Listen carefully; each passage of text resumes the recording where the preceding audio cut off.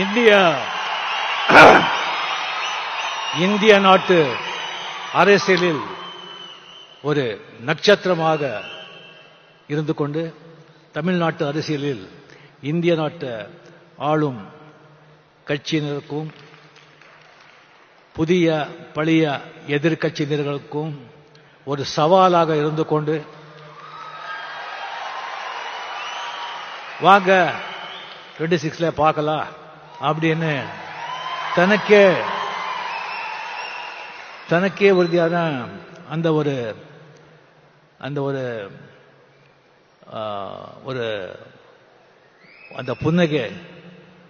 புன்னகையுடன் செயல்பட்டு கொண்டிருக்கும் சிஎம் அவர்களுக்கு மதிப்புரிய என்னுடைய நண்பர் தமிழக முதலமைச்சர் மு.க. ஸ்டாலின் அவர்களுக்கு என்னுடைய முதற்கண் வணக்கத்தை தெரிவித்துக் கொண்டு, அவர் இளையராஜா சார் அவர்கள் எப்போ இந்த சிம்பனி எழுதி இது லண்டன்ல ரெக்கார்ட் பண்ண போறேன், இது மிகப்பெரிய ஒரு சாதனை அப்படி அனௌன்ஸ் பண்ணாங்களோ அப்பவே சிஎம் அவர்கள் இளையராஜா ஸ்டுடியோக்கு போய் அவரை வாழ்த்தினார்.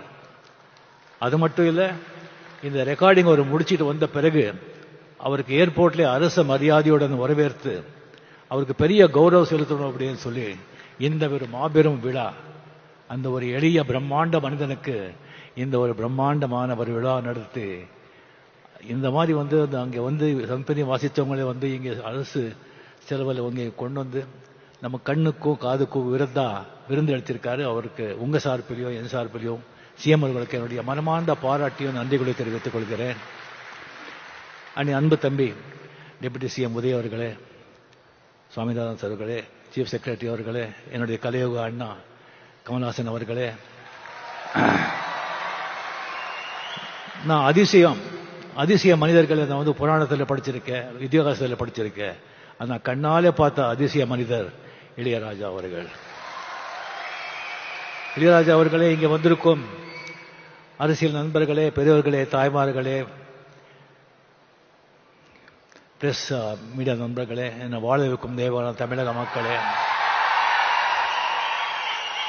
இங்க நான் சுவாமியின் கூப்பிட்ட இளையராஜா அவர்களை இவரை பத்தி பேசணும்னு சொன்னா நிறைய பேசலாம். ஆனா ஒரு நேரம் கருதி சிஎம் அவர்களுடைய நேரம் அது ரொம்ப நான் எடுத்துக்க கூடாது. அதுக்காக சில விஷயங்கள் மட்டும் இளையராஜா, அந்த மாதிரி ஒரு இளையராஜா ஒரு இசையமைப்பாளரா உலகத்தில் வாழும் அனைத்து தமிழக மக்களின் ரத்தம் நாரி நரம்புல அவருடைய இசை, அவருடைய பேரு ஊறி போயிருக்கு. இப்ப ஜஸ்ட் ஒரு நோட் அடிச்சாலும் எப்படி நீங்க பிடிச்சி இது பண்றீங்க பாருங்க. ஒரு 70s 80s 90sல அவர் போட்ட பெட்டுகள், ஒரு பாட்டுகள் இப்ப கூட ஒரு பிலிம்ல ஒரு 2-3 பாட்டு போட்டு அந்த படம் சூப்பர் ஹிட் ஆயிடும். இப்போ கூலியில கூட 2 பாட்டு நம்ம அதை நம்ம பயன்படுத்திக்கிட்டோம்.